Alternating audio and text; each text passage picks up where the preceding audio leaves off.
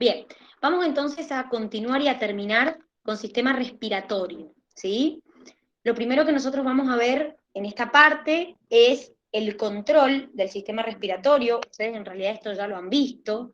Acuérdense que nosotros dijimos que el bulbo raquídeo es quien controlaba, entre otras cosas, la respiración. Lo vimos en el sistema nervioso. Acuérdense que el bulbo raquídeo controla lo que es la respiración involuntaria que nosotros hacemos, y ahí se encuentra lo que se llama el centro respiratorio vulvar. Entonces, ese centro respiratorio va a recibir información, como les muestran acá, de quimiorreceptores que se encuentran distribuidos, no solamente en el bulbo, sino también en distintas arterias. Entonces, este bulbo va a procesar esa información que recibe y va a elaborar una respuesta. Cuando nosotros hablamos de respiración involuntaria, hablamos de la respiración que ustedes realizan o que estamos realizando nosotros ahora normalmente. ¿Y por qué hago esa aclaración? Porque vamos a ver que nosotros también podemos hacer un control voluntario de la respiración.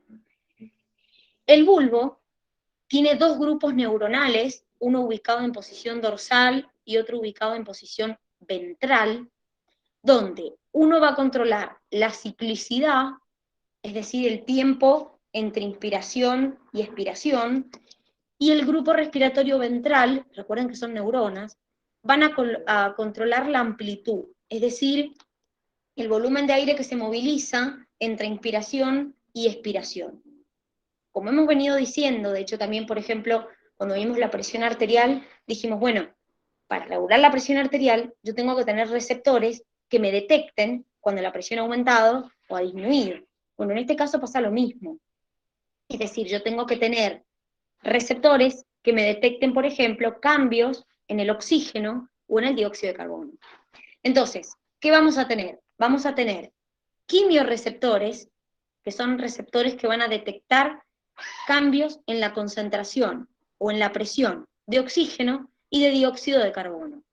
Entonces vamos a tener quimiorreceptores que se encuentran dentro del mismo bulbo, que se llaman quimiorreceptores centrales, y quimiorreceptores que encuentro en arterias, como por ejemplo en la aorta, en todo lo que es el callado de la arteria aorta, o en las arterias carótidas. Ya vamos a ver las diferencias que hay entre los dos tipos de receptores. Pero obviamente son quimiorreceptores, quiere decir que van a detectar cambios en concentraciones químicas. También el bulbo va a recibir información de receptores de estiramiento que encuentro en el pulmón, receptores de irritación que encuentro en los bronquios y bronquiolos, y receptores de dolor que encuentro en los capilares pulmonares. Ahora, por otro lado, nosotros tenemos la protuberancia y el mesencéfalo, que lo que hacen es realizar la coordinación entre la deglución y la respiración, y entre la respiración y la fonación. Entonces, acuérdense que estuvimos viendo que nosotros, por ejemplo, la faringe es un tubo que comparte respiratorio y digestivo. Entonces, la protuberancia y el mesencéfalo lo que hacen es inhibir la parte inspiratoria de manera tal que yo pueda deglutir o pueda producir un sonido. Porque imagínense, por eso muchas veces nos ahogamos cuando estamos comiendo y hablando a la vez. Y por otro lado, voy a tener la corteza cerebral que se va a encargar del control voluntario de la ventilación. ¿Cómo podría ser control voluntario de la ventilación? ¿A qué se referiría eso?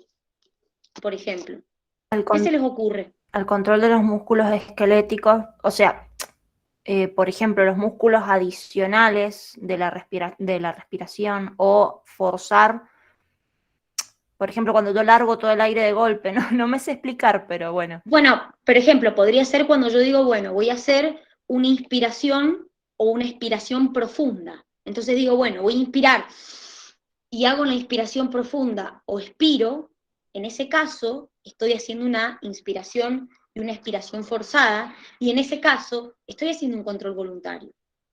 Porque normalmente nosotros, cuando respiramos, no somos conscientes de ese proceso, ni durante la inspiración, ni durante la expiración. Entonces, cuando yo hablo de control voluntario, generalmente está asociado con inspiraciones o expiraciones más profundas o con cambiar el ritmo de la respiración. Por ejemplo, que yo diga, bueno, voy a inspirar más lento. No sé si alguna vez han hecho alguna técnica de relajación o han hecho algunas técnicas, por ejemplo, cuando se hace yoga o alguna cosa así, uno controla la velocidad de la inspiración y la velocidad de la expiración. Entonces dice, bueno, por ejemplo, inspiro en 4 tiempos, expiro en 6 tiempos. Entonces ahí ustedes están haciendo un control voluntario de la respiración. Están controlando la velocidad de inspiración y la de expiración. Entonces en esos casos donde ustedes hacen un control voluntario, ese control lo lleva a cabo la corteza cerebral, no el bulbo raquídeo. Cuando dejen de hacerlo y vuelvan a respirar normalmente, el control pasa a ser del bulbo raquídeo. Entonces, yo les dije que estos quimiorreceptores son distintos entre sí. Por más que los dos le envíen información al bulbo, los dos responden de manera distinta y además a una velocidad distinta. Entonces, ya dijimos que estos quimiorreceptores van a detectar cambios en la presión de oxígeno, cambios en la presión de dióxido de carbono o cambios en el pH. ¿Cuál es la diferencia entre los dos? Ya dijimos que están ubicados en lugares distintos. Pero además, los receptores periféricos responden más rápido que los receptores centrales.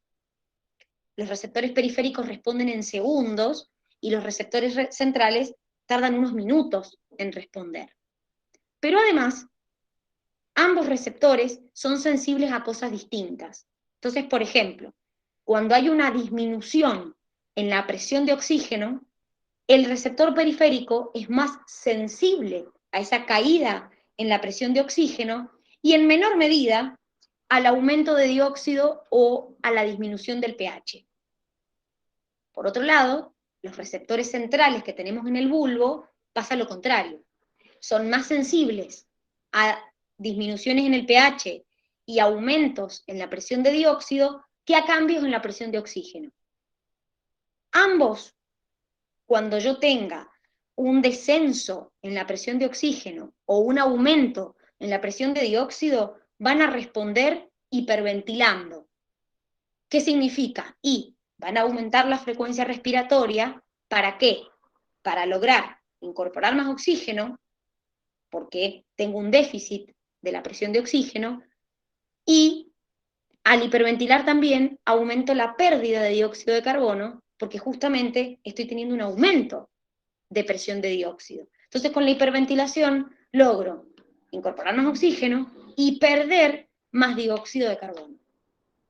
Entonces, estas diferencias, más allá de que están relacionadas con que hay una diferencia en la ubicación a donde están estos receptores, también hay una diferencia en la respuesta. Entonces, por ejemplo, los quimiorreceptores periféricos son más sensibles a la caída en la presión de oxígeno cuando cae por debajo de los 60 milímetros de mercurio. Y después son sensibles al aumento en la presión de dióxido de carbono. ¿Se entiende? Entonces, independientemente, como les dije, cuando nosotros queremos aumentar la frecuencia respiratoria, lo que vamos a hacer es aumentar la contracción y relajación del diafragma y de los músculos estos que estuvimos mencionando recién, que son estos músculos torácicos, pero en ese caso, si yo estoy estimulando un aumento en la frecuencia respiratoria, lo que yo quiero lograr es incorporar más oxígeno y eliminar más dióxido de carbono. Pero por eso es imposible suicidarse conteniendo la respiración. Le digo, bueno, no voy a respirar más, y no respiro. En realidad, como el control es involuntario, tan pronto como empiecen a bajar los niveles de oxígeno y empiecen a aumentar los niveles de dióxido de carbono, el control involuntario a cargo del bulbo se va a hacer cargo de eso y va a reanudar la respiración, porque es involuntario. Entonces, obviamente, es imposible suicidarse conteniendo la respiración, porque hay una parte que es involuntaria.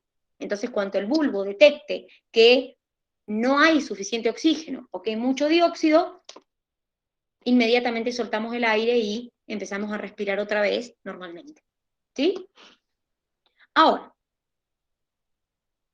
Estuvieron viendo en el video lo que es el equilibrio ácido-base.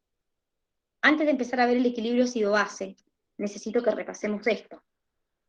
Lo estuvimos viendo ayer. Los que estuvieron presencial, lo estuvieron viendo presencial.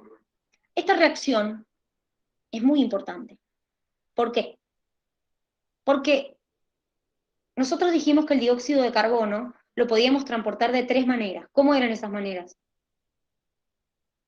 ¿Como bicarbonato o como Perfecto. ácido?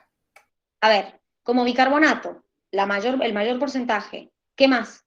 Segunda opción. Unido a la hemoglobina o ¿A si qué no parte de la hemoglobina?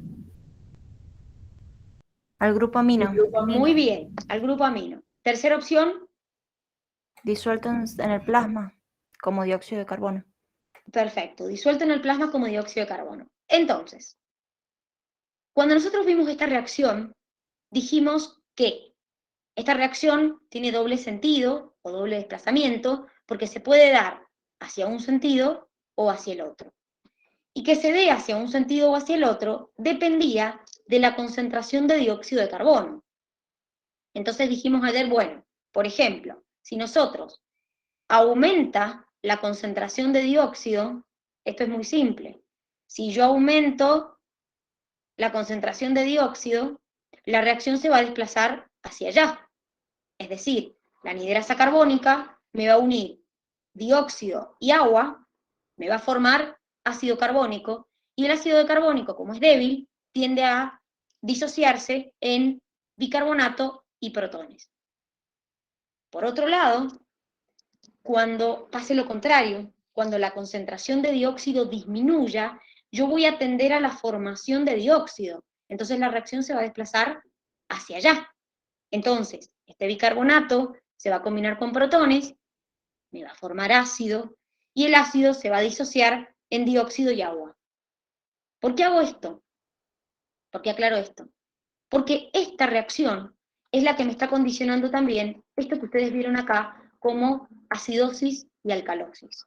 Primero, vamos a concentrarnos en las acidosis y alcalosis metabólicas. ¿Qué quiere decir esto? Que no tengo una alteración respiratoria, sino que lo que ha habido acá es por algún motivo tengo o una disminución en la cantidad de bicarbonato o un aumento comparado con la cantidad de ácido que tengo. Siempre acuérdense que el pH va de 7,35 a 7,45. O sea que menos de 7,35 yo ya considero acidosis, más de 7,45 yo ya considero alcalosis. Entonces, supongamos, vamos a concentrarnos en las metabólicas, que yo tengo una acumulación de cuerpos cetónicos ácidos en circulación. ¿Por qué puede pasar esto? Que se me acumulen cuerpos cetónicos ácidos. ¿De dónde venían los cuerpos cetónicos? Se los dije. De la glucólisis, no, de los procesos anaeróbicos. ¿De qué, principalmente? Fermentación, la A ver, fermentación para. láctica. ¿Pero de qué sobre todo? Cuando yo degrado, ¿qué? Es más, cuando estuvimos viendo en la unidad pasada el metabolismo, había una flechita que salía a cuerpos cetónicos y yo les dije, chicos, esos cuerpos cetónicos se forman cuando degrado. Creo que era el ácido cítrico, pero no estoy A muy ver, segura. cuando degrado, ¿qué? Grasas. Cuando yo degrado grasas, ácidos grasos, hay un metabolito que se forma, que es el cuerpo cetónico. Ustedes me dirían, ¿y por qué degradaría grasas? Bueno, y ahí lo relacionamos con lo que pasa en los diabéticos. Cuando una persona no tiene suficiente cantidad de hidrato de carbono para obtener energía, o la reserva de glucógeno se agotó, sigo con las grasas. Entonces, del metabolismo de las grasas surgen los cuerpos cetónicos. ¿Qué pasa? Son ácidos. O sea que si yo comparo la cantidad de cuerpos cetónicos ácidos con la cantidad de bicarbonato, tengo más cuerpos cetónicos que bicarbonato. Entonces, mi pH baja por debajo de 7,35. ¿Qué va a pasar? Bueno, La respuesta es hiperventilar. ¿Qué pasa si hiperventilo? Y si hiperventilo ya les dije yo, sí, voy a incorporar más oxígeno, es verdad, pero también voy a perder más dióxido.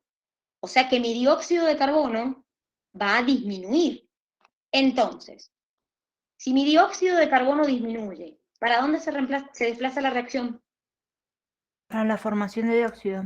Entonces quiere decir que esta reacción se desplaza hacia allá. Si la desplazo hacia allá, ¿formo más o menos protones?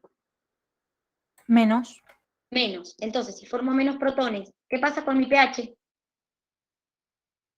Sube. O sea que de la acidosis que tenía, vuelvo al pH normal. ¿Alcanza? Sí, a veces no. A veces con solo hiperventilar no alcanza para regularizar ese pH que a mí se me había acidificado. Entonces tendré que ir por otro mecanismo más. En la alcalosis pasa lo contrario. Por ejemplo, yo perdí ácido de más, por ejemplo, porque tengo vómitos en forma muy prolongada. Entonces, si comparo la cantidad de bicarbonato con la cantidad de ácido, tengo más bicarbonato que ácido. Entonces tengo una alcalosis metabólica. ¿Cuál va a ser la respuesta? Lo contrario a lo que había hecho antes. Hipoventilar. ¿Qué logro hipoventilando? Y disminuyo la frecuencia respiratoria, retengo dióxido de carbono, y si retengo dióxido de carbono, la concentración de dióxido de carbono aumenta. Entonces, ¿para dónde se desplaza la reacción?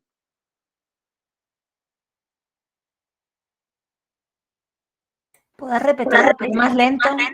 Bien, vuelvo. Tengo una alcalosis metabólica.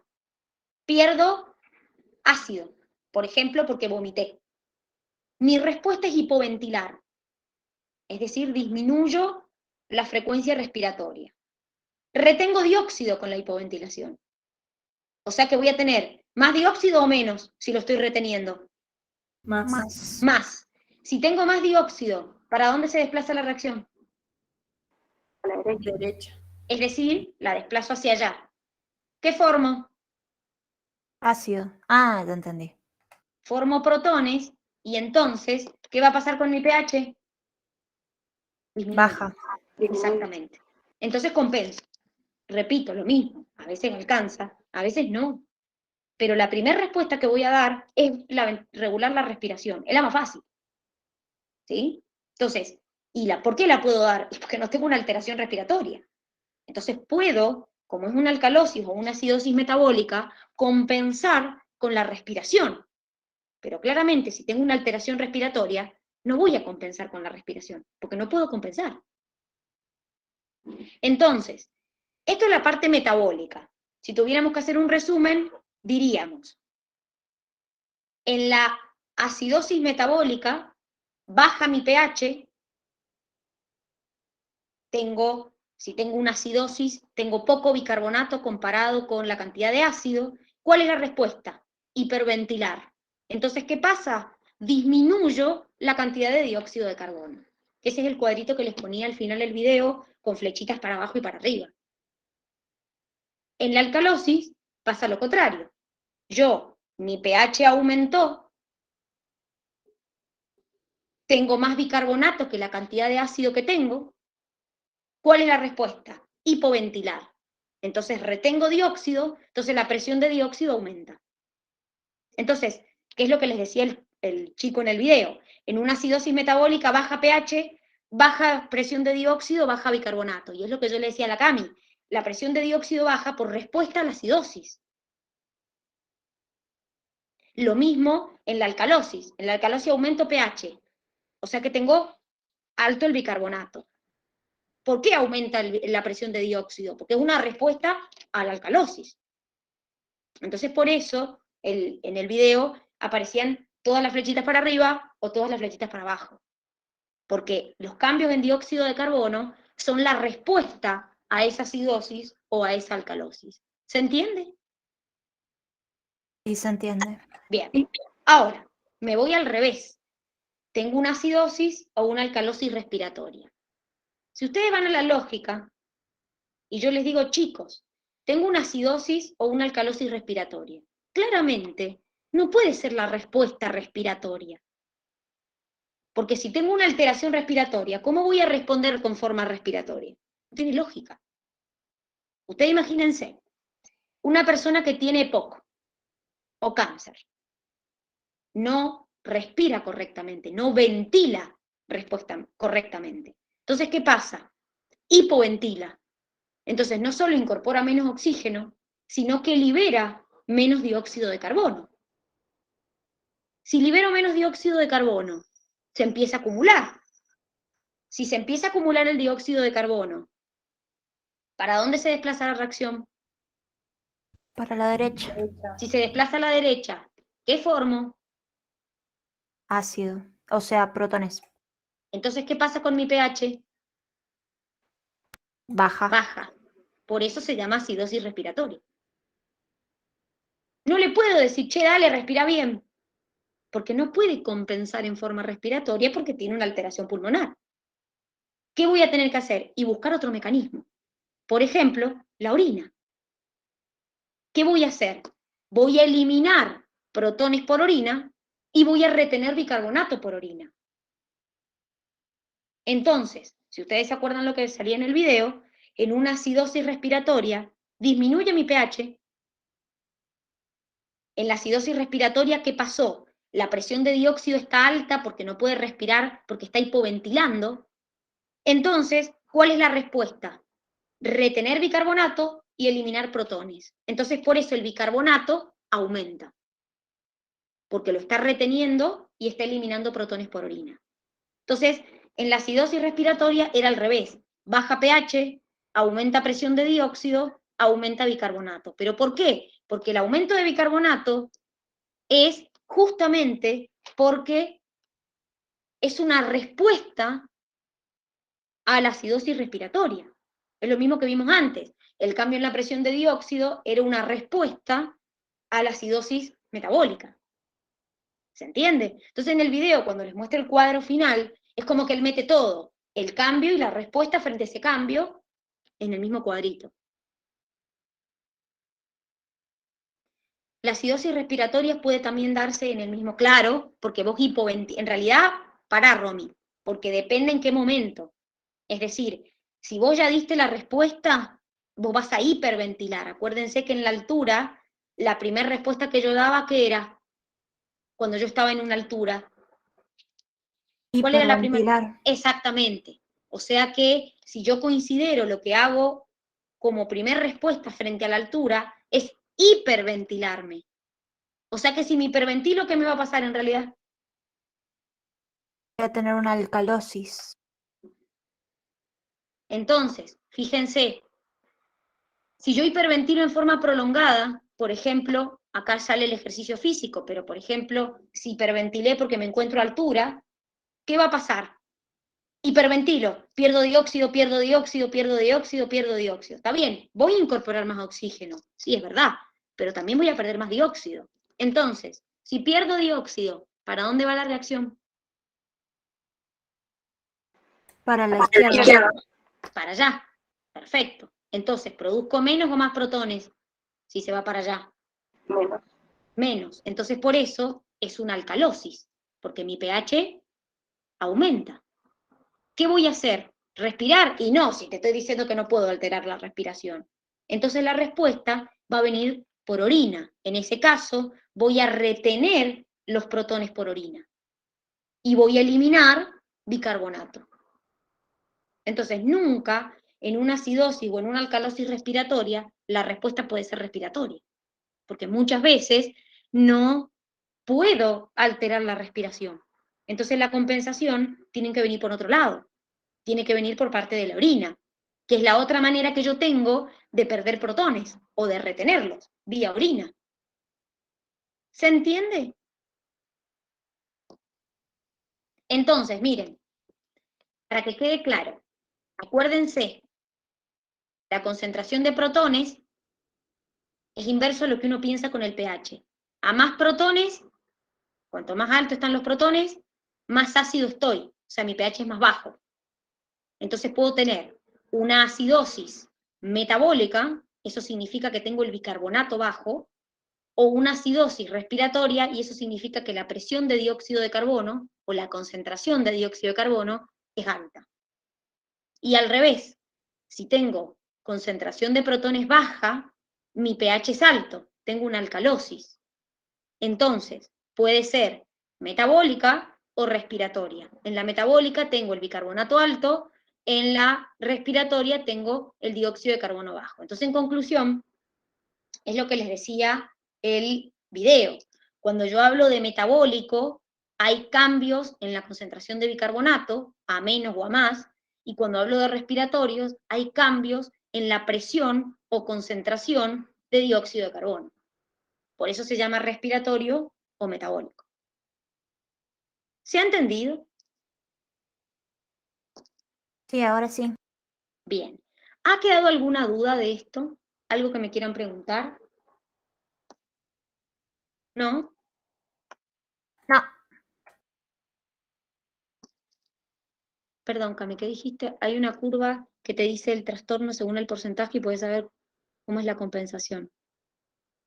Claro, exactamente, te dice según el porcentaje de dióxido de carbono que vos tenés, cuál sería la compensación más óptima.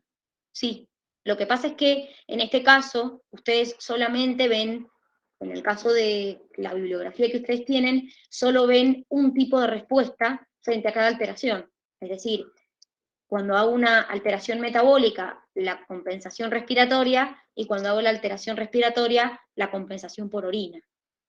Pero no es la única respuesta que existe. Dani, y una pregunta, ¿me podrías Dime. volver a explicar cómo era la función del riñón en la acidosis respiratoria? En la acidosis respiratoria, vos hipoventilás, entonces retenés dióxido de carbono. Como retenés dióxido de carbono, ¿qué va a pasar? Tu curva se va a desplazar hacia allá, entonces vas a formar muchos protones. Entonces, por eso se llama acidosis, porque tu pH está muy bajo, pero tenés muchos protones, ¿sí? Porque de hecho es lo que te dije, o sea, vos al retener tanto dióxido, la curva tiende a irse, la reacción, perdón, tiende a irse hacia allá. Entonces formás protones, formás protones, formás protones. A más protones, más ácido te volvés. ¿Qué tenés que tratar de hacer? Perder estos protones que estás formando. ¿Cómo los vas a perder? Y por orina. Bien, ¿Se entiendo. entiende? Sí, sí. Y bueno, Fer, ahí cuando tenés una insuficiencia renal, vas a tener alteraciones de todo tipo. Vas a tener alteraciones a nivel metabólico, porque no vas a poder excretar protones lo eficientemente y tampoco vas a quizás poder reabsorber bicarbonato eficientemente. Entonces también se van a dar alteraciones, acidosis y alcalosis. Pero fíjate que vos en este caso no tenés una falla respiratoria. ¿Se entiende? Vos no tenés un aumento en la presión de dióxido. Vos tenés te va a cambiar en sangre la concentración de bicarbonato. Mira, fíjate. Para vos llamarlo respiratorio, tiene que haber modificado las concentraciones de dióxido de carbono. Por lo tanto, si vos tenés una falla renal, lo que te va a cambiar es esto.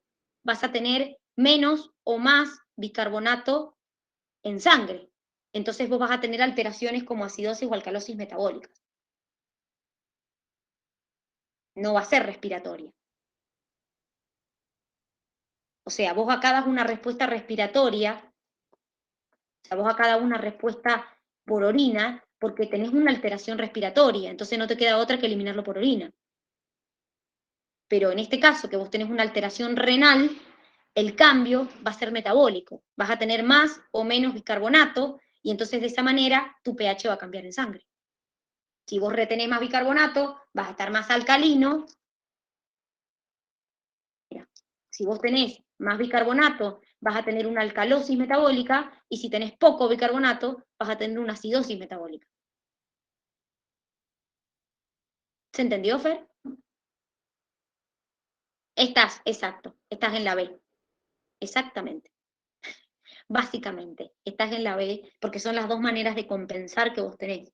Aparte, se va a empezar a acumular dióxido dentro tuyo, se va a empezar a acumular nitrógeno dentro tuyo, porque también tenés una falla renal, entonces no puedes excretar el desecho nitrogenado, tampoco puedes excretar el sodio correctamente, entonces también vas a tener alteraciones en la presión.